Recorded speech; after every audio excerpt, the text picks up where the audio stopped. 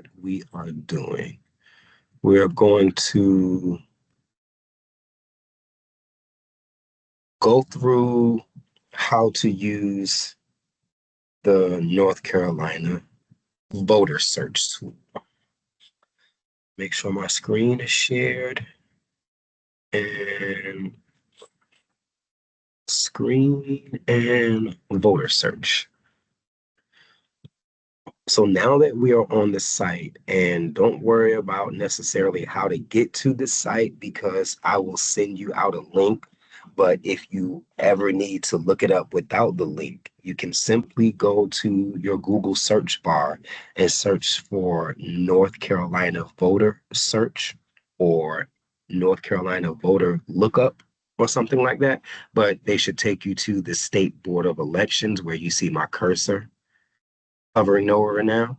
And there might be some other tools that can provide this as well. But again, for this purpose, don't worry about trying to find it because you'll have the link. And the link will take you to this landing page right here. So when you look at my screen, this is where you would actually search and look up a person's voter registration information. And now, when you're looking at this form, the first thing you want to realize is that this little star, which is called an asterisk, this little star, as it says here, it means it's a required field. So that means that middle initial you might not need, year of birth may not be necessary, but you absolutely need a first name and a last name.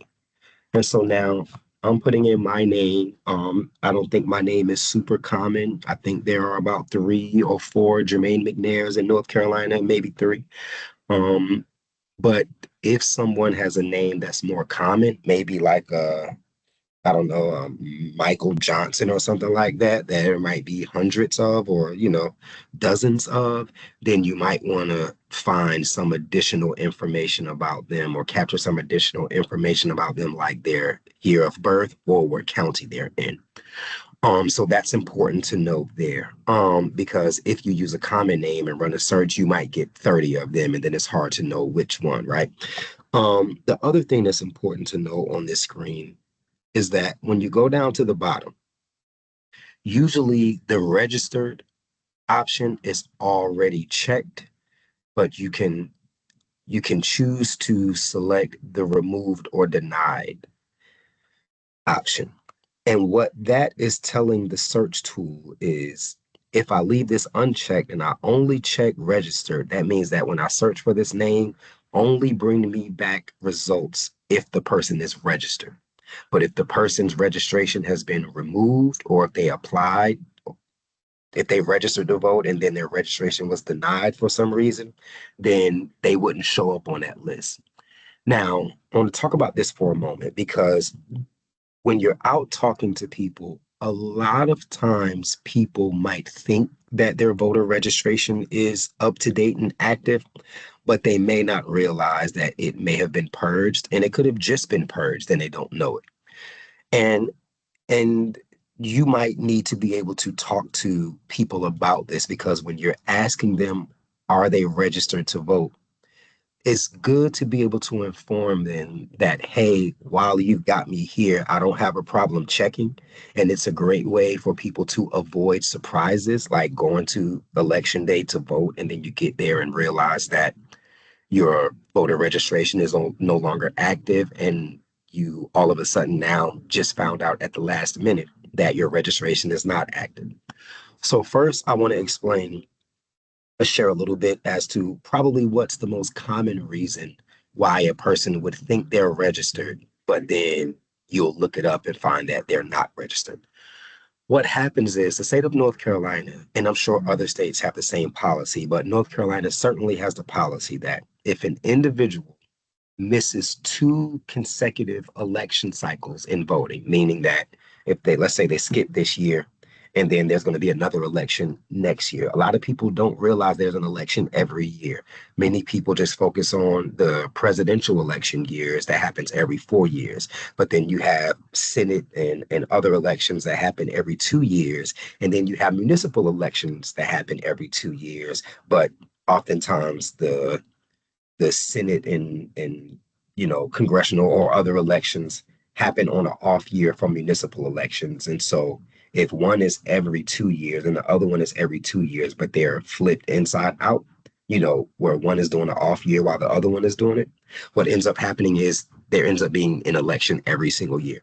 And so most people, if they only vote 4 years, every 4 years, they may have missed 3 election cycles, right? And so what happens is if you miss 2 consecutive elections, the state of North Carolina Board of Elections is supposed to send out a kind of like a check-in card. Basically, you'll get a letter in the mail that's asking you to confirm that you are still residing at this address and want to remain on the voter polls, right? And so many people get that card, throw it in the trash can, never respond to it. And according to the policy, they're supposed to send out another card to check, almost a double check. And after 2 card send outs that don't get a response, then they're supposed to go and purge that person from the voter registration rolls just so they can keep the voter registrations up to date. Right. And so that's probably the most common reason. I'm sure there are some other reasons, but that's going to be a common reason why a lot of people will think that they have registered to vote and they will have remembered registering to vote, but thinking that it just lasts forever and ever. But no, they have a system of keeping it up to date. And so they could have been purged. So I always tell people if they have any uncertainty at all about whether or not their voter registration is active, then it only takes a minute for me to go ahead and check. And that way you are operating in the know, and knowledge is power for our people, right? And so we want them to know. So I'm explaining that part because, again, I'm saying that to say there's probably not too many people that you don't want to look up their voter registration, even if a person thinks they're active. Now, if it's someone like myself, like I vote every single election, I never miss an election, so I know my voter registration is active. I know the tools on how to check my registration, so I go and check myself. So if I tell someone I'm good, I really mean it. I'm good. But in a lot of cases, I still, when I'm talking to my people, I'm like, hey, look, while you got me here, I can check just to make sure you're straight, because you know how sometimes they like to get tricky and then they wait until the last day and then we can't participate. And so again, I say that to say be very open to checking and talking to people about, hey, you know what I mean, it's good to go ahead and check so but what I'm going to do right now is I'm going to run this search both ways so you can see how it works, right? I'm only going to check the registered right now, and I'm going to search my name, and I'm going to leave out date of birth and leave out county, just so we can see how many Jermaine McNairs there are, right? Um, so I click search. Now it's searching, and they come back with 2. Now, see this Jermaine Jr. McNair that lives in Raleigh? This is not me. I don't know this man. But as you can see, this this is all of his voter information, right? This is it right here. And you can do this from your phone. It'll look a little different. Obviously, it'll be modified for your phone viewing, but it'll be the same page you'll land on. The first part just kind of gives, their demographic information, name and address. This part is not super important, maybe, but I mean, it does tell you they're active. But again, when you search, you were only searching for registered voters. And so the fact that this name popped up means that they were already active. Nobody really needs a voter registration number. Nobody usually needs an NCID.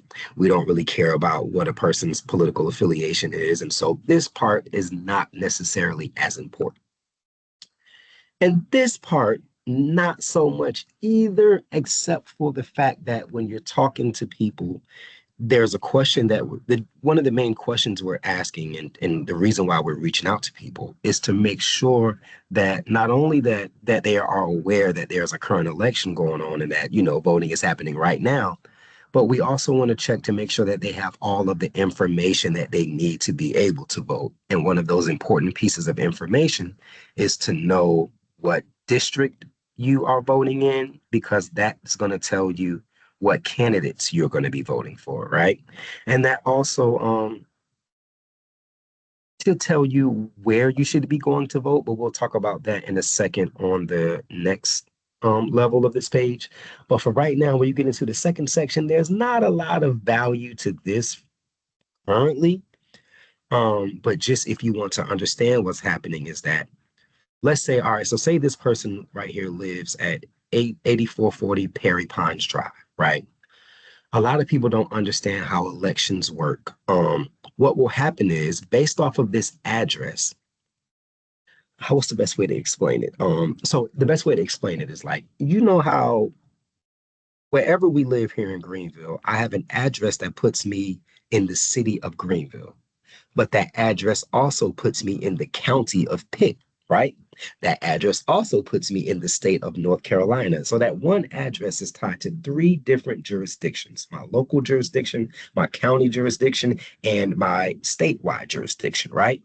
The catch with that is that all of this, the state election, the county election, and the local municipal election, all oftentimes happen at different times and they all have their own district. So what happens is this will tell you what congressional district you're in, what Senate district you're in, what North Carolina House district you're in, Superior Court, judicial, prosecutorial, county commissioner, municipality, and ward, right? And even tells you what school board district you are in, right?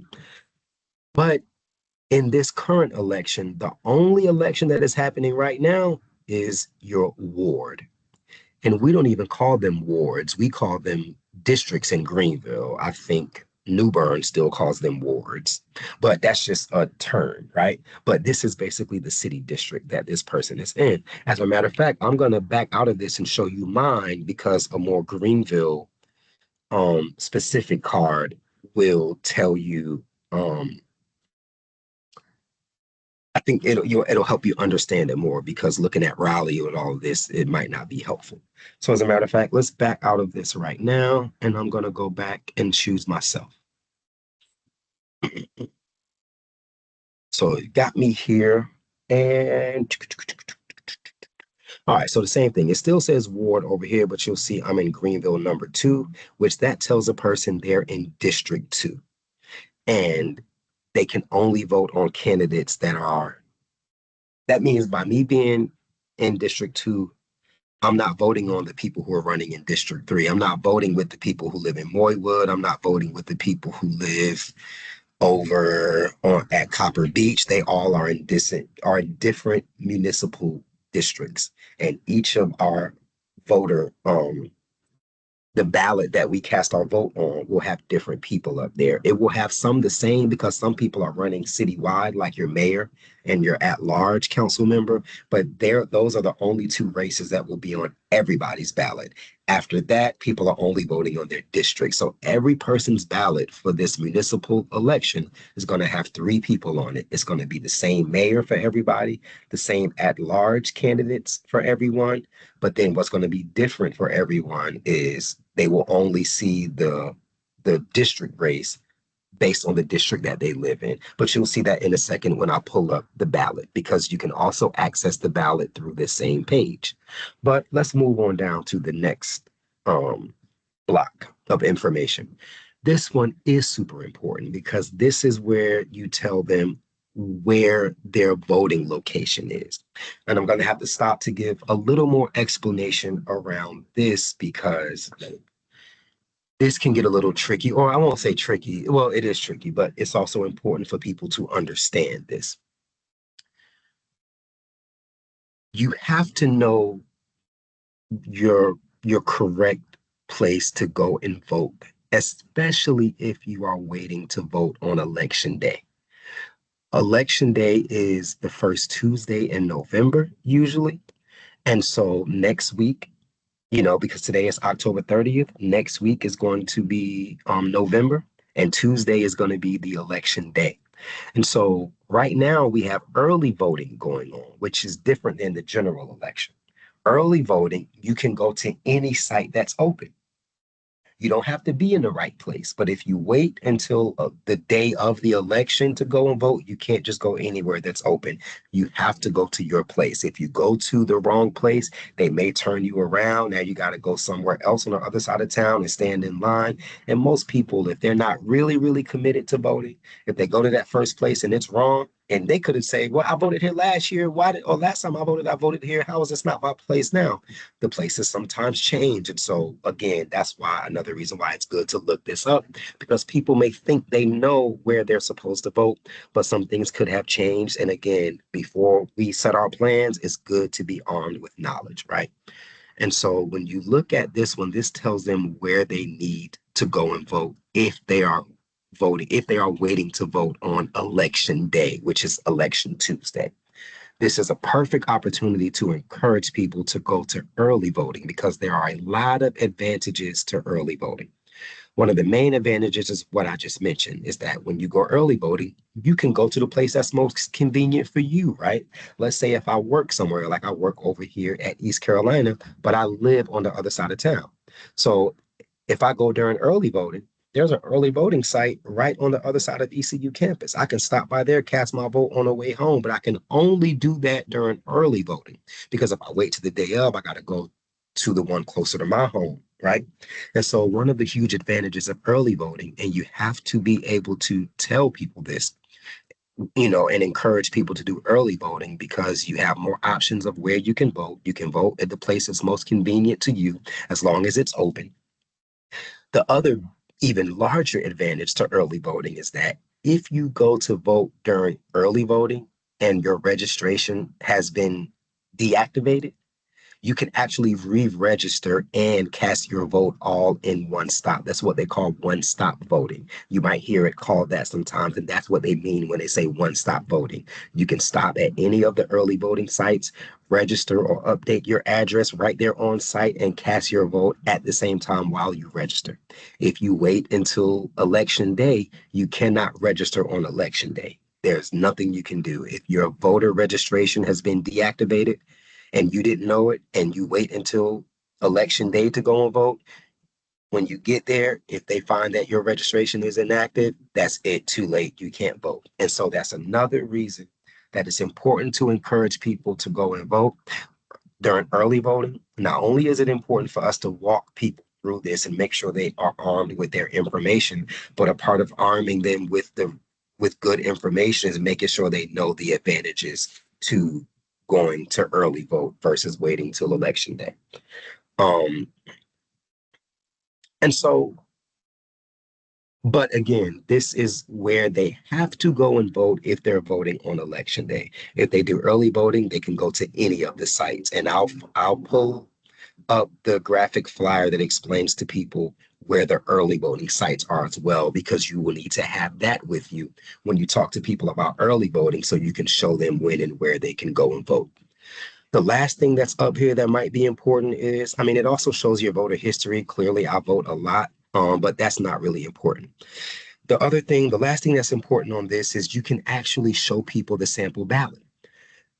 This is major because a lot of people, even when they commit to voting, they walk into the voter booth and they don't know the candidates. This allows them to open up their ballot and see who they should be considering for their vote before they get there. And so even if they look at these names and don't know the people, if they take a moment to look early on, they can go online, run a search for this person's name, go to their social media, see what people are saying about them, see what type of people follow them, see what type of efforts and initiatives and policies they support. They can do their own digging on each one of these persons before they go and cast their vote. And so, and just like I explained to you before, um this is my ballot. And as I mentioned, the mayor is there. You see Mayor Conley running against Miss Mildred Council. We have the at-large, which I told you is on everyone's ballot, Will Bell versus Portia Willis. I know both of them. I know both of these folks as well. And then these three, obviously, you know them. You know my relationship with at least one or two of them. And this is the one that's for my district. And so again, you have the power to give people the opportunity to take a look at their ballot before they go into the voter booth so they can be armed and they can find their own information, because we don't ever want to be telling people or promoting any particular candidate or any particular party. If we personally want to do that on our own time, that's fine. But when we are working on these kinds of efforts, we need to avoid our own personal leanings. And this way we can give them the names and they can go look it up themselves, right? And make their own decision. But you can do that directly from the form. Um, and that is pretty much it for using the voter search tool. What I will go back just to show you is that if I had, I'm going to back up one more time just so you can see. If I had selected removed or denied as well, that means I'm asking this tool to search not only for just registered voters, but also if people have been denied, search for them too. Now, me personally, I'll use this if someone tells me they are registered and I go to search them and I can't find anything and they don't know why. I might then select removed or denied because even names that have been purged from the voter registration rolls will be still listed under the removed or denied. So if you remember when I ran the first search and I'll uncheck it again and run it, you see there were only two search entries that were produced in the results, right? When I back up again, when I back up again and check the other one, there should be more results, even people who have been removed. All right, and so you see this person, Jermaine Anthony McNair. We hadn't seen this person yet, and I think this Jermaine McNair is probably me from when I lived in Raleigh. But you see, this person is, and I'll tell you, I know a little bit about this person. I think they actually passed away or something like that. But nonetheless, you see, let's say if I were talking to this person and they thought they were registered, and when I searched, I didn't see their names. All of a sudden, when I check for, for it to search removed or denied, then it pulled them up and we can see that, they've been removed. They had some, not a lot, but still, I just wanted to make sure you understand that. The other thing I want to show you is early voting, and I'm just going to search for that because I don't have that already pulled up. So let's go Pitt County early voting. It's going to take me to vote early in person. I'm just going to see if I can find this flyer.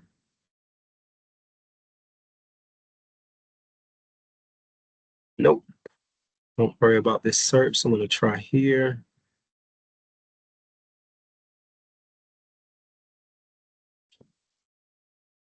Uh,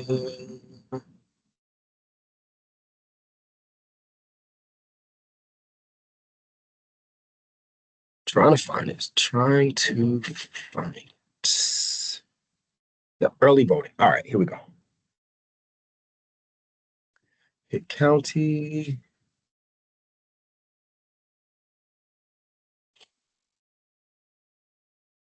Are you serious? This is horrible. Here's what I'm gonna do. I'm gonna do something different because I already have the flyer on my Facebook, and I think that the flyer makes it more um, organizes the information better. And so I'm gonna go to because I believe I shared it on my Facebook page. Um,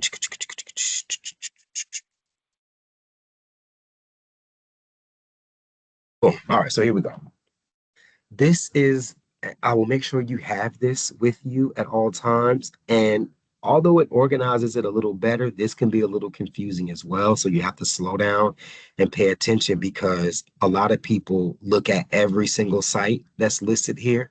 This is the main site. You see where it says main site hours of operation? They're talking about the Pitt County Agricultural Center. That's across the river, kind of like if you go across the river and pass by Meadowbrook, like you're headed to the detention center, almost right before you get to the detention center and where the county buildings are. That's where this is. And this is the main site that was open that began um that started opening on October 16th and is running all the way through tomorrow and then opening on Saturday, November the 1st, right? A lot of people looked at this all together and thought they were all open on these dates, but no, these other additional sites, you see where this one opened up on October 16th. This one didn't open up until October 27th, which was uh, the beginning of this week, right? And so now, so the first week, it was only one site open for early voting where everyone had to go. Now that we're in the second week of early voting, all of these extra sites plus the main site is open. So now we don't have to worry so much about it because we're already in week two. So just for all intents and purposes now, just assume that all of them are open during these hours from 8 a.m. until 6 p.m. You can go to the county building, the Winterville Fire Station, the ECU Student Center. Remember, I said there's one open on the other side of campus. That's that one. And then Alice Keene. If you've been to vote with me, this is traditionally where we may go to do early voting over off of County Home Road, close to Fire Tower Road, that election site. But you can let people know if they want to go to early voting, here's where all the sites are.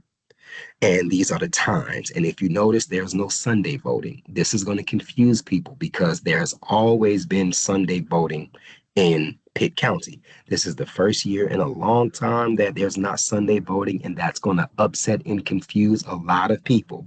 There are going to be a lot of people who are thinking, man, I work one of those. Because a lot of our communities don't work 9 to 5 jobs where they're off on the weekends or off at certain times. And it's hard for folks to vote like that when they don't control their schedules. And so really Sunday is a big day for voting in our community. And so trust me, when they take away Sunday voting, they are literally trying to disenfranchise lower income voters or voters who come from lower income communities. And so we have to make sure that we arm our communities with the information so that they know that they cannot expect to vote on Sunday. All early voting ceases at 3 p.m. on Saturday. And look at that, it doesn't even run until 6 o'clock on Saturday. It stops halfway through the day. So that means if folks are going to church thinking they can get out of church and play around and come before 6, they are going to be wrong. And we need to make sure they know that.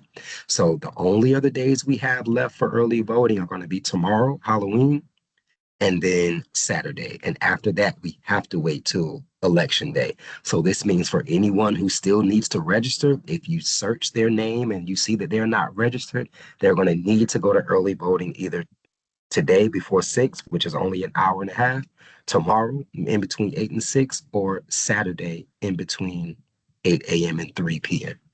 But I'll make sure you have these and I just wanted to make sure you understand how to use these tools. Obviously, there's another question that will ask people if they need a ride. All they have to do is check that, and we'll capture their information and reach out to them to schedule them for pickup. Other than that, this should be all you need. And thank you. I will stop sharing and close the feed.